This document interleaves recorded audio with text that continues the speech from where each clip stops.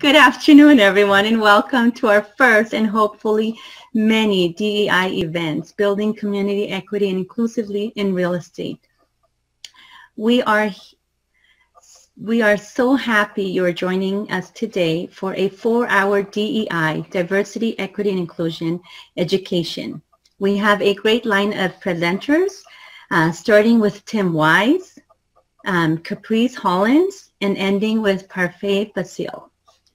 Just a few housekeeping rules. Please have your cameras on at all times in order to receive credit. If you are having trouble with getting your camera on or any technical trouble, Liz is wonderful. She can help us with that. Please message Liz. She can help us. Please make sure your name is showing correctly. I know we joined so many Zoom meetings right now and so many nicknames and such, but please make sure your names are on there correctly so you can get credit. Please make sure you're muted for background noise, to avoid background noise. Raise your hand. You can do the hand signal on the Zoom link itself and use the chat. And then, of course, unmute yourself when appropriate to ask questions. There will be a lot of interaction during class today, or this session. And the instructors will be facilitating a lot of discussions through chats, polls, and also through breakout rooms. So there's going to be a lot of good information today. We have a lot to cover. We will be taking at least a 5 to 10 minute break between each presentation, so that'll give us time to gather our questions for more to information. And we will also let you know when to come back, both verbal and also on the chat. So keep an eye on that. And then, of course, once the class is complete, you will receive an email from Liz by Friday afternoon with instructions on how we can get our certificate. Please do not email Liz. We've got her bombarded with so much going on right now, especially with NAR and everything. So she will email us. We shouldn't email her. She will email us. And then last but not least, oh, I said my last but not least is Liz will email us. So, all right. We've got a lot to cover, so let's get started. It is my honor to introduce Tim Wise as our first presenter on systemic racism in relation to the housing market. Tim Wise is among the most prominent anti-racist writers and educators in the United States. He has spent the past 25 years speaking to audiences all over 50 states, over 1,000 college and high school campuses, at hundreds of professional and academic conferences, and to community groups across the country. Tim is an author of 8 books, featured in several documentaries, appears regularly on CNN and MSNBC to discuss race issues, and is the host of a new podcast, Speak Out with Tim Wise. Without further ado, please help me welcome Tim Wise. Tim, the floor is yours. Thank you so much. I appreciate that, and I appreciate the opportunity to come and share some time with y'all, even though it is virtual. Obviously, this is sort of the new normal that we're increasingly used to for the last 7 or 8 months, and we'll make the best of it. Let me start out by saying, before I get into the substance of my remarks with you all, that I am a 52-year-old man with no technological skills to speak of. Basically, if the technology is any more recent than about 1981 Atari, it's probably over my head. And my 17-year-old daughter, unfortunately, who does know how to do this stuff better than I do, is in class right now in a live, in-person, no doubt incredibly risky educational setting, and she's not here to bail me out. So I will do my best not to disconnect my internet, not to sever the phone line or the line that somehow gives me this incredibly Google Fiber experience that I'm on right now. Try not to turn off my microphone or damage my computer in some way. But if there is any kind of technological glitch, rest assured, I'm quite confident is on my end, not y'all's. I'm sure you have it together, and it's me screwing it up. But I do have the link, and I think I'm able to follow it back to where I was, so I will do my best. As I said, thank you so much for having me to talk to you about these incredibly important issues as they relate to the housing market in this country. And I think it's vitally important and really heartening to see so many institutions in all kinds of different sectors of American society really stepping forward in this moment in the midst of what is really the largest racial justice uprising, prolonged uprising in the country's history since late May, when George Floyd was killed in Minneapolis by Officer Derek Chauvin. There have been approximately 10,000, somewhere between 8,000 and 12,000 public events, rallies, demonstrations, marches, or other events for racial justice involving about 23 million Americans, and not just in the places where you might expect, and not just involving the people you might expect, but folks who've never been involved in that effort before. And then not just people in the streets at these public events, but folks very much like yourselves having these Zoom conferences where, you know, folks that are in the world of housing, folks that are in the world of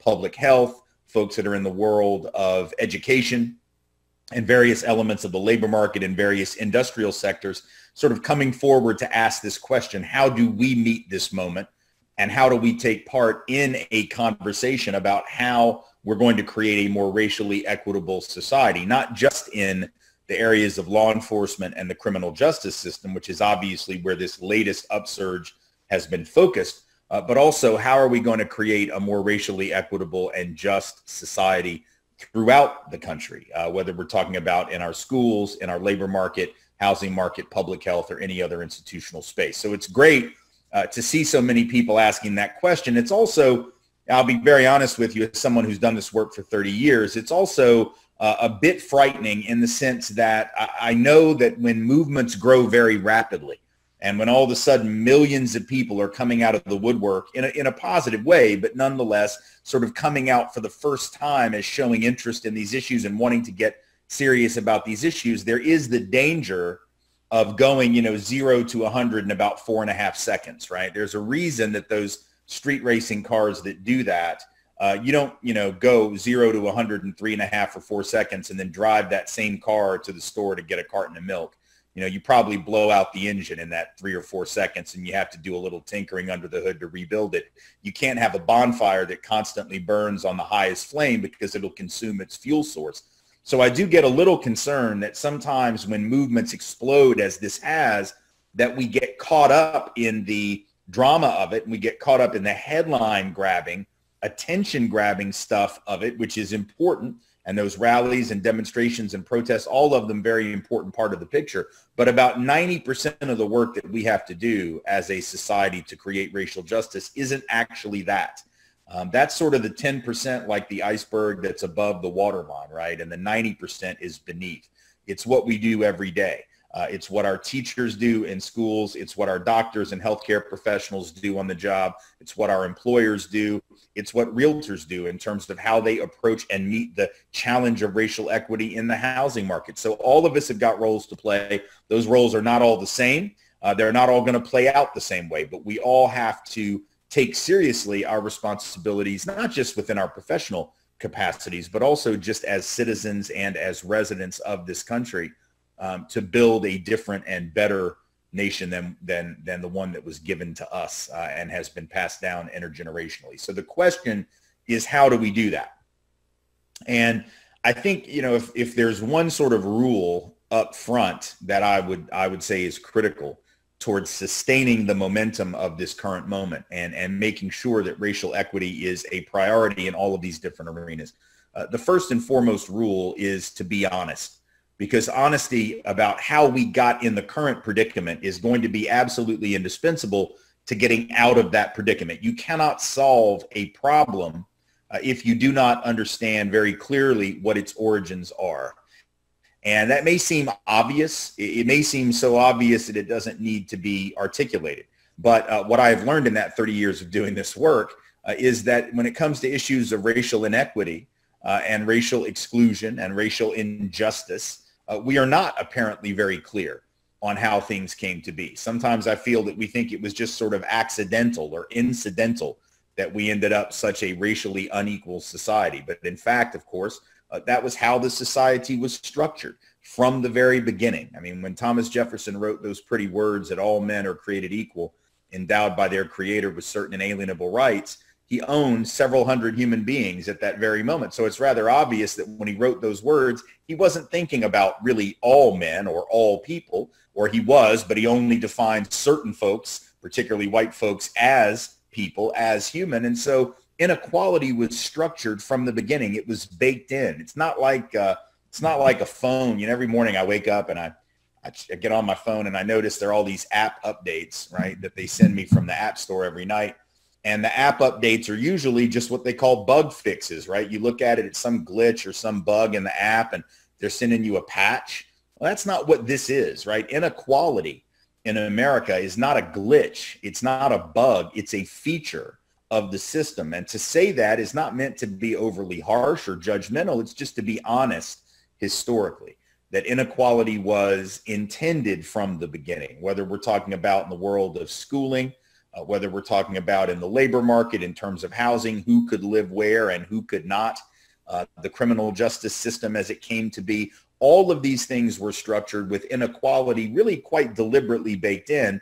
And we have to be honest about that because you can't solve the problem if you're not clear on its origins. And particularly, I think if we're going to understand inequality in modern America, you really do have to understand how neighborhoods came to look the way that they look. And that's a question of housing, which makes it very much in the wheelhouse of you all who are on this call. I started thinking about this several years ago. I have two daughters. One is 19, first year college student. The other is 17. She's a junior in high school. And when they were 12 and 10, so we're talking, 7 years ago, approximately, I was driving them one day from school. We live in Nashville, Tennessee, and they're both dancers. And so the dance studio where they happened to have been in the dance company at that time was located in downtown, and the school they attended is about 8 minutes on surface roads from that dance studio. So every day, or at least, 4 days a week, we would make the drive from the school down to the studio. As I said, 8-minute drive, surface roads, don't even have to get on the interstate, pretty much a straight shot. And this one particular day, and they had been at the studio, been in this dance company for several years at that point. This one particular day, they're 12 and 10, I'm driving them. We get stopped at a red light that is about halfway between the school and the dance studio. And it just so happens this red light is in the middle of a public housing community that's halfway between their school. Actually, it's closer than that to the school, but roughly halfway between the school and the studio. And so we're waiting for this light to go from red to green. And I notice my youngest daughter in the back seat sort of looking around. She's taking note of the neighborhood and the surroundings. And I'm sure she had done this before. I mean, as I said, we make this drive almost every day. But this was the first time that she ever made any kind of a comment or asked any kind of a question about where we were and the surroundings that she could see with her own eyes. And so she looks around, she says, "Daddy, why is it that this neighborhood is pretty much all black?" And I thought to myself, well, now that is a hell of a good question. Right? I was very impressed with my 10-year-old child. I'm thinking, well, she's doing urban anthropology in the back of my Highlander. That's pretty impressive stuff. She's asking deep sociological questions. And I was actually thrilled because it is like the one question that my kid could ask me that I really actually do know the answer to. Like if she had said, "Daddy, where does electricity come from?" Honestly, I don't even know. I didn't pay attention in that class. I would have had to tell her to Google it on her phone. I have no idea. I would have changed the subject or something. But she asked me about the racial demographic of an American neighborhood, and by God, Daddy knows the answer to that one because that's what Daddy studies. And so I was all ready with the answer. I was very excited to give the answer, show my brilliance to my 10-year-old, because any of you who are parents know that you will take your victories wherever you can find them, and you don't find them often. So I was ready to demonstrate my knowledge to my child, and then something happened that I didn't know would happen. Because I'm an only child, never had a sibling, didn't know this was the thing, but I learned that day that when a younger child asks a question of an older child, or ask a question of a parent, but in the presence of an older child, that older child will inevitably and without much delay just answer the question themselves, just to show how much smarter they are. So remember the 10-year-old's question, why is this neighborhood pretty much all black? Daddy's got the answer. It's not a long version of the answer. We only got about 3.5, 4 minutes.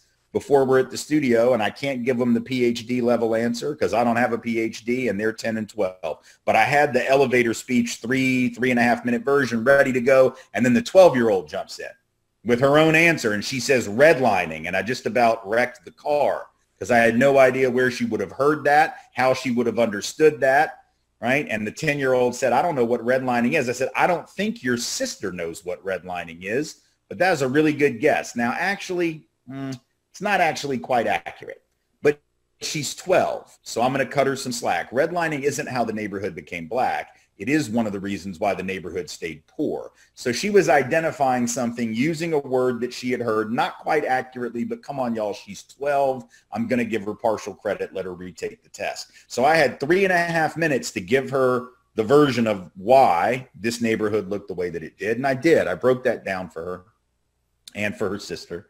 And I explained in very brief detail, first of all, how public housing, when it was created, not only was it not created for black and brown folks were routinely excluded from it. They were not allowed in the earliest iterations of public housing to live in such facilities. It was for white working class and struggling folks during the Great Depression.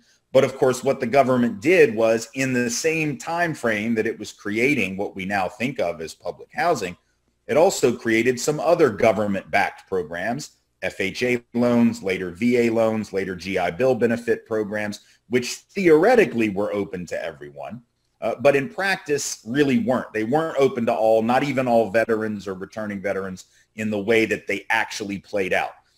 And I give her this story, and I'm going to go into this story a little bit more in detail in a second, but just to preview it here, I go through this, I explain how certain folks, white folks, were able to leave those urban communities and hustle it out to the suburbs on the back of those FHA loans, on the back of those government guaranteed programs at a time when black and brown folks were routinely disallowed from utilizing them. And then those black and brown folks left behind in the cities were then kept from getting loans, be they FHA loans, be they conventional loans, be they just about any kind of government-backed effort. And they had to either rent or they had to double up in government subsidized apartments. And that's why the neighborhood came to look the way that it does. So I dropped my girls off at the dance studio. And as I'm pulling away, I'm feeling pretty good about myself, feeling like I've conveyed this information adequately to them. And just as I'm starting to feel really good about my abilities as an instructor to my own children, I start to have this horrible feeling come over me. And the feeling was one that essentially said this. It says, what happens if I don't know the answer to my kid's question, right? What happens if my child or somebody else's child were to ask their parents the very same question and the parent didn't know? What if I had not known? Does that mean my 10-year-old isn't going to ask the question any longer? No, she's still going to wonder, right? Because she can observe the disparities between this neighborhood and this neighborhood over there and that neighborhood over there. She can observe all of that with her own eyes. I mean, she doesn't have to be an anthropologist. She doesn't have to be a sociologist. She doesn't have to have a PhD. She just has to be awake, and she can see those disparities with her own eyes. So if I don't know the answer, she's still going to wonder, but the only way she'll be able to answer her own question, if I'm not there to provide the context, is to probably default to the one thing that this country has taught all of us as like the dominant cornerstone of our ideology, right? Which is this notion that, well, wherever you end up in America is all about your own effort. Anybody can make it. So if you didn't make it, that's your own damn fault. And if you did, you must have worked harder. That's what America teaches, directly or indirectly, to all of us. If America were a Bible, that would be Genesis 1:1, right? This notion of rugged individualism and meritocracy. Well, if you are taught that, and then you see the disparities that my kid could see, and you don't have somebody to offer you the sociological background and the historical context for what you see, then you end up defaulting to a belief system that says, well, I guess these people just don't work as hard. I guess they're just lazy. I guess they're just not as, they don't make the right decisions. They don't have the right values. Maybe they're biologically inferior. In other words, racism and classism ends up becoming almost like a natural pivot for somebody who isn't taught the truth about the history of the society that we share. That's what we mean when we talk about systemic racism, understanding how systems operate and function, and not just at one moment in time, but across generations over longer periods of time. And not just in areas of law enforcement, again, the place that we have been principally focused, but everywhere else as well, in the labor market, in education, et cetera. Understanding that systems are operative oftentimes even when the people in those systems might have really good intentions. It's not about good people and bad people. It's not about horrible bigots intentionally seeking to hurt people, right? It's about policies and practices and procedures affecting the outcomes that people obtain in the current day based on all the history that came before. If you did pay attention in science class, which as I mentioned earlier, I didn't do when it came to that whole issue of where electricity comes from. But later in life, I did come to understand Newton's first law of motion. Newton's first law of motion says what? Fundamentally, it says that an object in motion tends to remain in motion. That is not just a property of the physical universe, right? That's not just a property that you observe when you roll a ball down a hill. It's the principle of inertia, basically, right? It's not just a property that you observe when you roll a ball down a hill, that it tends to remain in motion until it's met by some object or force of equal or greater power, but it's also a principle that applies to the socioeconomic universe, right? It applies to the labor market and the history of that. It applies to the housing market and the history of that. It applies to the school systems and the history of that. The things that happen in one generation affect the next generation and the next and the next until people commit to altering the trajectory of that forward motion. And really, as a country, we haven't often even acknowledged the inertia, acknowledged the intergenerational nature of racism and racial inequity, let alone have we actually applied sufficient force to change the trajectory of how that works. So let's think about how it works with regard to housing in particular. For generations, we'll say a few things that are essentially inarguable, right, that most anyone remotely rational or remotely educated would understand to be true. First and foremost, that for generations, where you could live was directly connected to your racial identity, that those who were not deemed white were heavily restricted in terms of the communities in which they could live, the kind of housing that they could own and or places where they could rent. This isn't really arguable. We all understand that these limitations were severe. They weren't just severe within a community, they were severe between communities. And it wasn't just in the South, it was all around the United States. In places like Oregon, there were edicts that were passed that actually told all black folks in the Oregon Territory to leave the territory or else risk violent retaliation. There were sundown towns all around the United States, most of them not in the South, by the way, many of them in the Midwest and several on the West Coast, places where black folks, for instance, had to be out. They could work during the day, but at night they had to be gone by the time that the sun